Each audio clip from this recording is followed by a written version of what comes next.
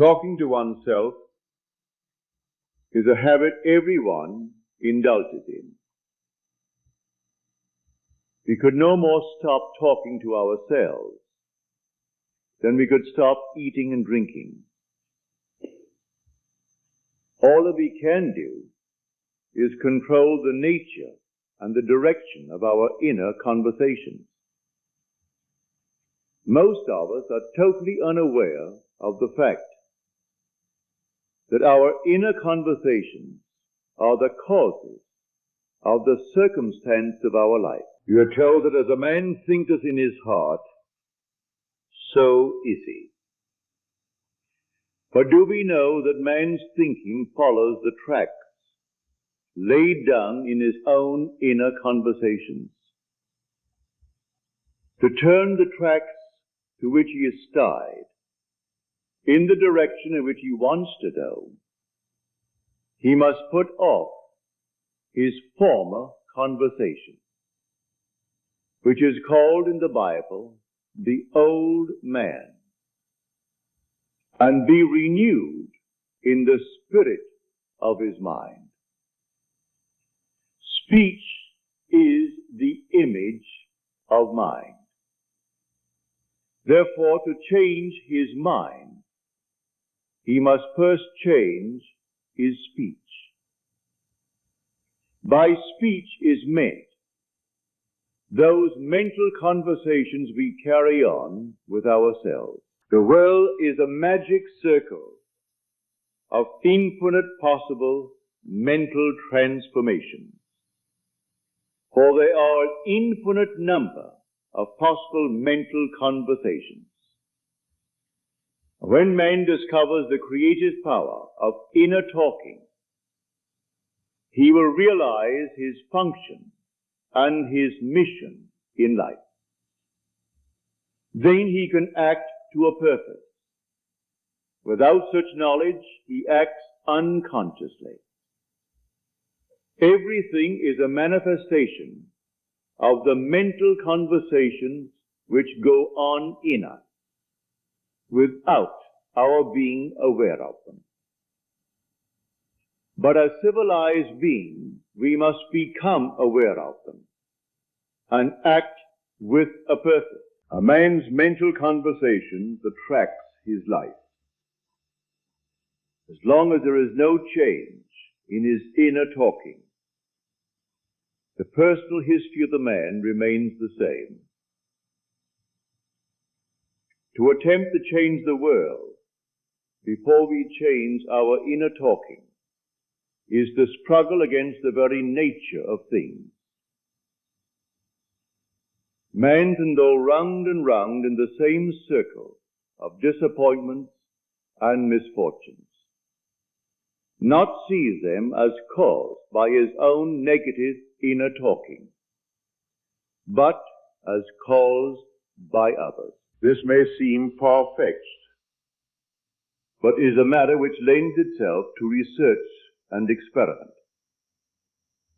The formula the chemist illustrates is not more certainly provable than the formula of this science by which words are clothed in objective reality. One day a girl told me of her difficulties in working with her employer. She was convinced that he unjustly criticized and rejected her very best efforts. Upon hearing her story, I explained that if she thought him unfair, it was a sure sign that she herself was in need of a new conversation piece. There was no doubt but that she was mentally arguing with her employer, for others only echo that which we whisper to them in secret. She confessed that she argued mentally with him all day long. When she realized what she had been doing, she agreed to change her inner conversations with her employer. She imagined that he had congratulated her on her fine work, and that she in turn had thanked him for his praise and kindness. To her great delight, she soon discovered that her own attitude was the cause of all that befell her. The behavior of her employer reversed itself. It echoed, as it had always done, her mental conversations with him. I rarely see a person alone without wondering, to what conversation piece is he tied? On what mysterious track is he walking? We must begin to take life consciously. For the solution of all problems lies just in this. The second man, the Lord from heaven, in all of us, is trying to become self-conscious in the body, that he may be about his Father's business. What are his labors?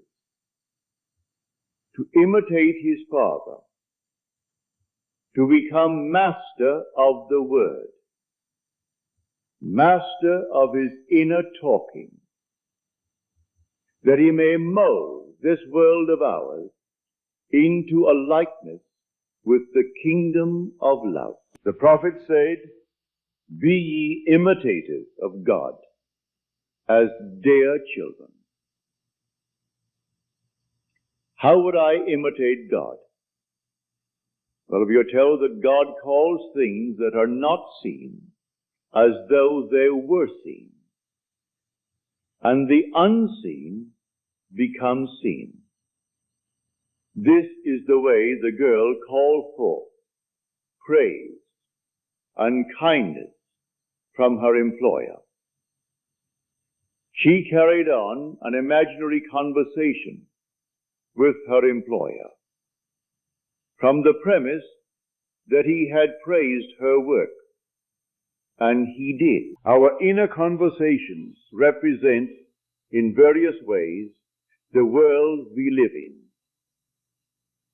Our individual worlds are self-revelations of our own inner speech.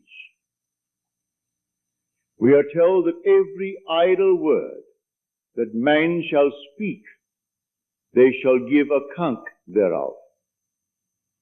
For by their words they shall be justified, and by their words they shall be condemned. We abandon ourselves to negative inner talking, yet expect to retain command of life. Our present mental conversations do not recede into the past, as man believes. They advance into the future to confront us as wasted or invested words. My word, said the prophet, shall not return unto me void, but it shall accomplish that which I please, and it shall prosper in all the things whereto I sent it. How would I send my word to help a friend? I would imagine that I am hearing his voice, that he is physically present, that my hand is on him. I would then congratulate him on his good fortune, tell him that I have never seen him look better. I would listen as though I heard him. I would imagine that he is telling me he has never felt better. He has never been happier. And I would know that in this loving, knowing communion with another, a communion populous with loving thoughts and feelings, that my word was sent, and it shall not return unto me void, but it shall prosper in the thing whereto I sent it. Now is the accepted time. Now is the day of salvation. It is only what is done now that counts, even though its effects may not be visible until tomorrow. because not out loud, but by an inner effort of intense attention, to listen attentively, as though you heard, is to create. The events and relationships of life are your word made visible.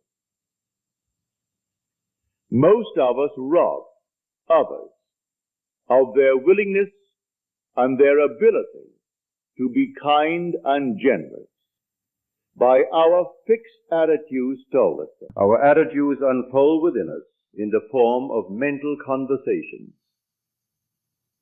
Inner talking from premises of fulfilled desire is the way to consciously create circumstances. Our inner conversations are perpetually outpictured all around us in happenings.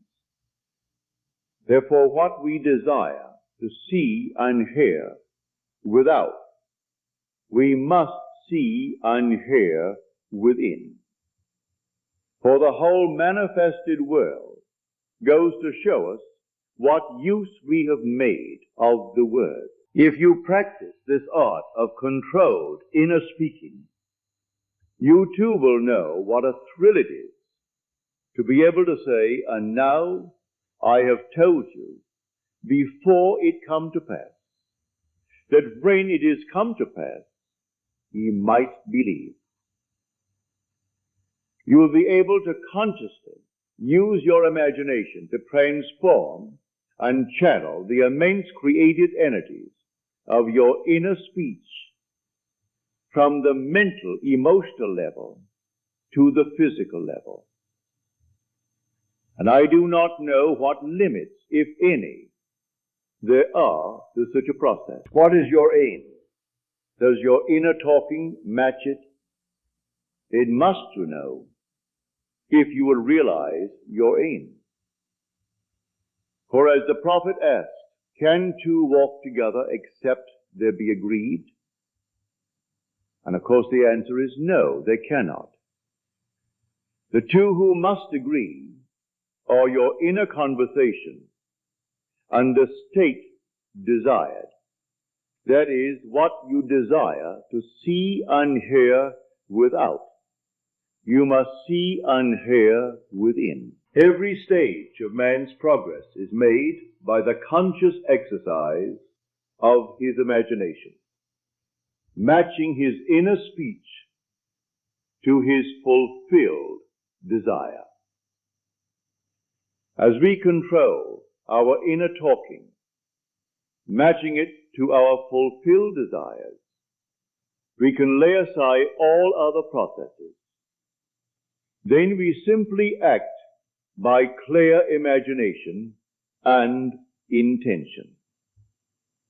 We imagine the wish fulfilled and carry on mental conversations from that premise. The right inner speech is the speech that would be yours were you to realize your ideal.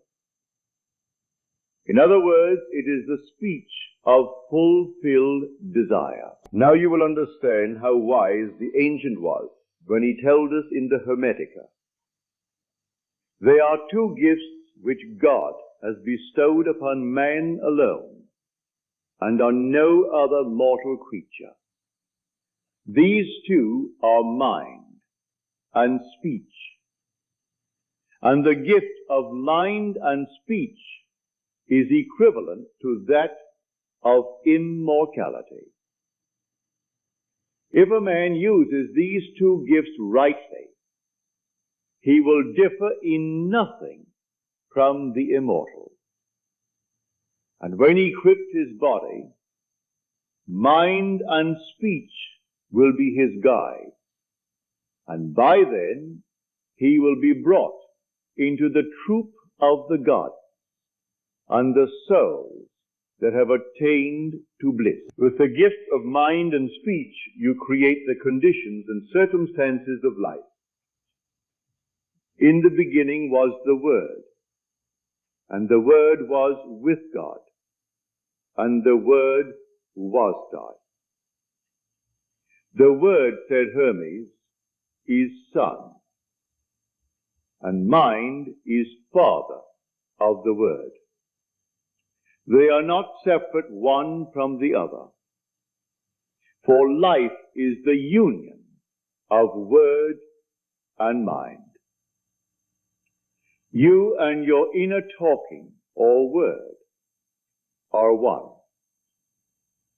If your mind is one with your inner conversation, then to be transformed in mind is to be transformed in conversation. It was a flash of the deepest insight that taught Paul to write, "Put off the former conversation, the old man, which is corrupt, and be renewed in the spirit of your mind.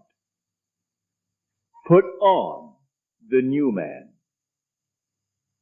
Put on the new man, and be renewed in the spirit of your mind, is to change your inner conversation, for speech and mind are one.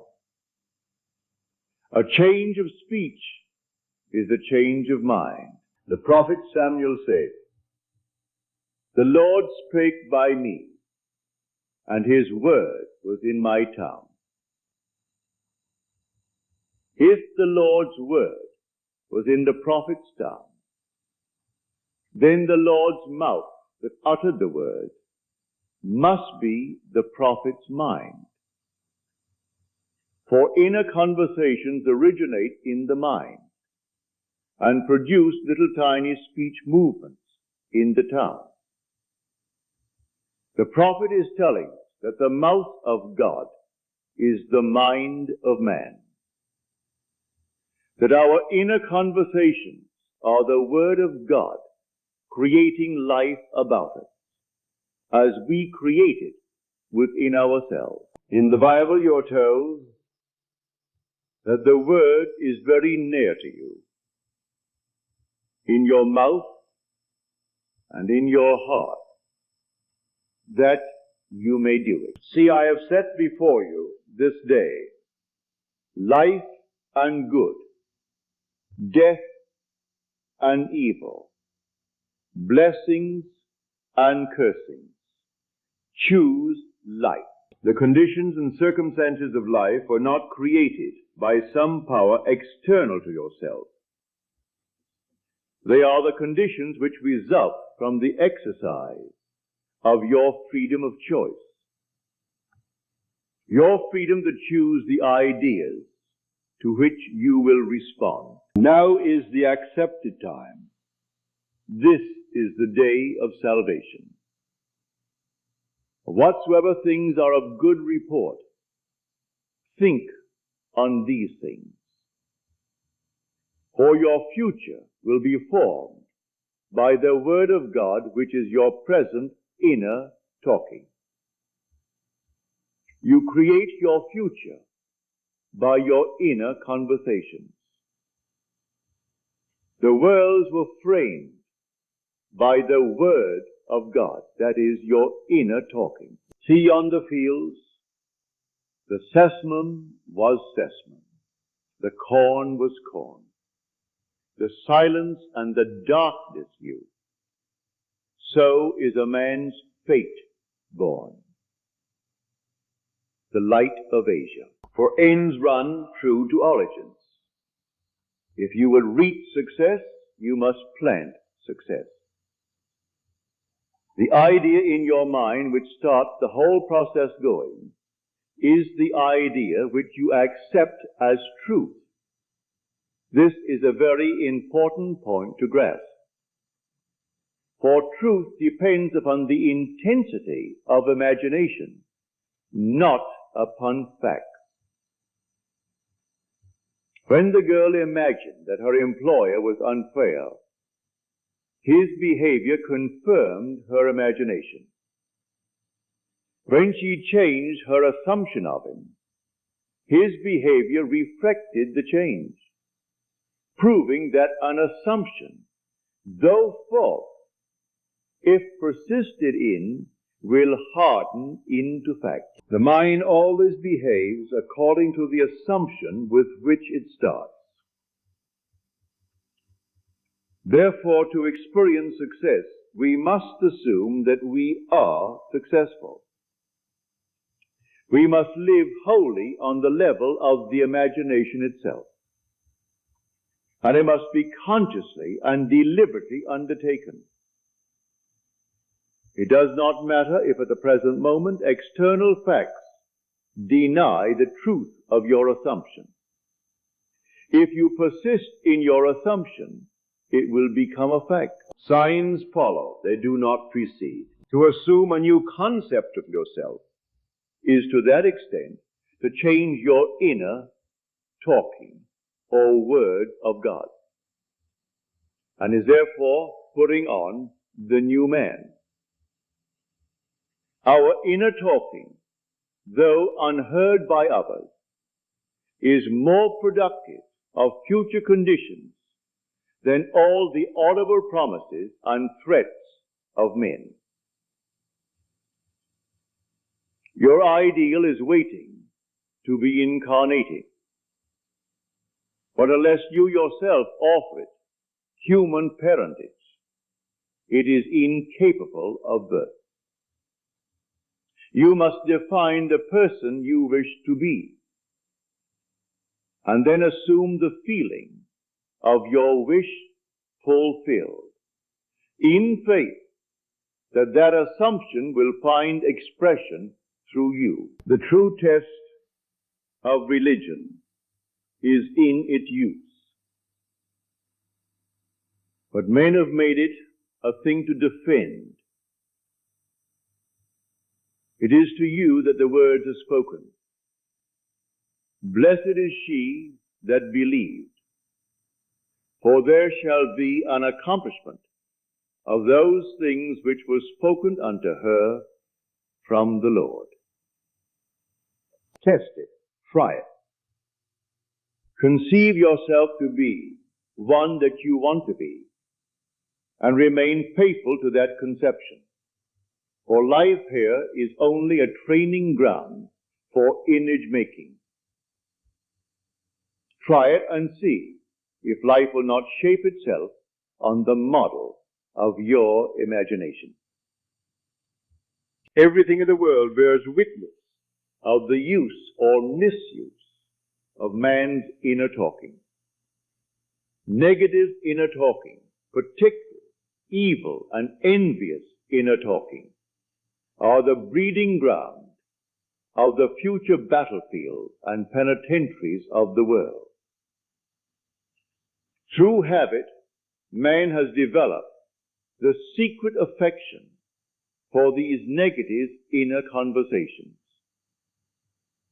Through them, he justifies failure, criticizes his neighbors, gloats over the distress of others, and in general pours out his venom on all. Such misuse of the word perpetuates the violence of the world. The transformation of self requires that we meditate on a given phrase, a phrase which implies that our ideal is realized, and inwardly affirm it over and over and over again, until we are inwardly affected by its implication, until we are possessed by it. Hold fast to your noble inner convictions or conversations. Nothing can make them from you but yourself. Nothing can stop them from becoming objective facts. All things are generated out of your imagination by the Word of God, which is your own inner conversation. And every imagination reaps its own words, which it has inwardly spoken. The great secret of success is a controlled inner conversation from premises of fulfilled desire. The only price you pay for success is the giving up of your form of conversation, which belongs to the old man, the unsuccessful man. The time is ripe for many of us to take conscious charge in creating heaven on earth, to consciously and voluntarily use our imagination to inwardly hear and only say that which is in harmony with our ideal, is actively bringing heaven to earth. Every time we exercise our imagination lovingly on behalf of another, we are literally mediating God to that one. Always use your imagination masterfully, as a participant, not an onlooker. In using your imagination to transform energy from the mental, emotional level to physical level, extend your senses.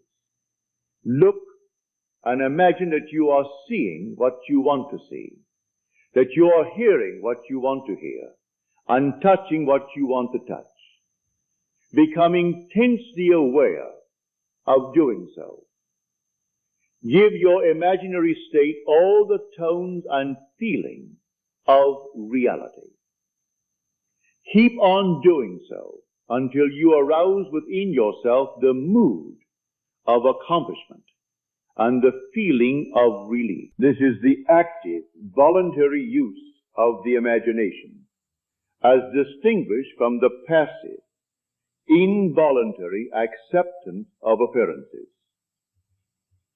It is by this active, voluntary use of the imagination that the second man, the Lord from heaven, is awakened in man. Men call imagination a plaything, the dream faculty. But actually, it is the very gateway of reality. Imagination is the way to the state desired. It is the truth of the state desired, and the life of that state desired. Could you realize this fully? Then would you know that what you do in your imagination is the only important thing. Within the circle of our imagination, the whole drama of life is being enacted over and over again. Through the bold and active use of the imagination, we can stretch out our hand and touch a friend 10,000 miles away and bring health and wealth to the parched lips of his being. It is the way to everything in the world. How else could we function beyond our fleshly limitations? But imagination demands of us a fuller living of our dreams in the present. Through the portals of the present, the whole of time must pass. Imagine elsewhere as here, and then as now. Try it and see. You can always tell if you have succeeded in making the future dream a present fact by observing your inner talking. If you are inwardly saying what you would ought to be saying, were you physically present and physically moving about in that place, then you have succeeded. And you could prophesy it from these inner conversations and from the moods which they awaken within you, what your future will be. For one power alone makes a prophet: imagination, the divine vision. All that we meet is our word made visible. And what we do not now comprehend is related by affinity to the unrecognized forces of our own inner conversations and the moods which they arouse within us. If we do not like what is happening to us, it is a sure sign that we are in need of a change of mental diet. For man, we are told, lives not by bread alone, but by every word that proceeds from the mouth of God. And having discovered the mouth of God to be the mind of man, a mind which lives on words or inner talking, we should feed into our minds only loving, noble thoughts.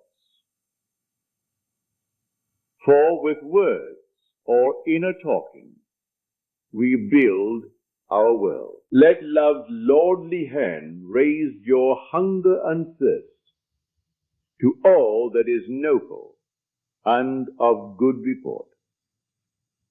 And let your mind starve ere you raise your hand to a cup love did not fill, or a bowl love did not bless,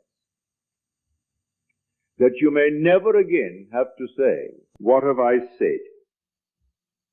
What have I done, O all-powerful human word?"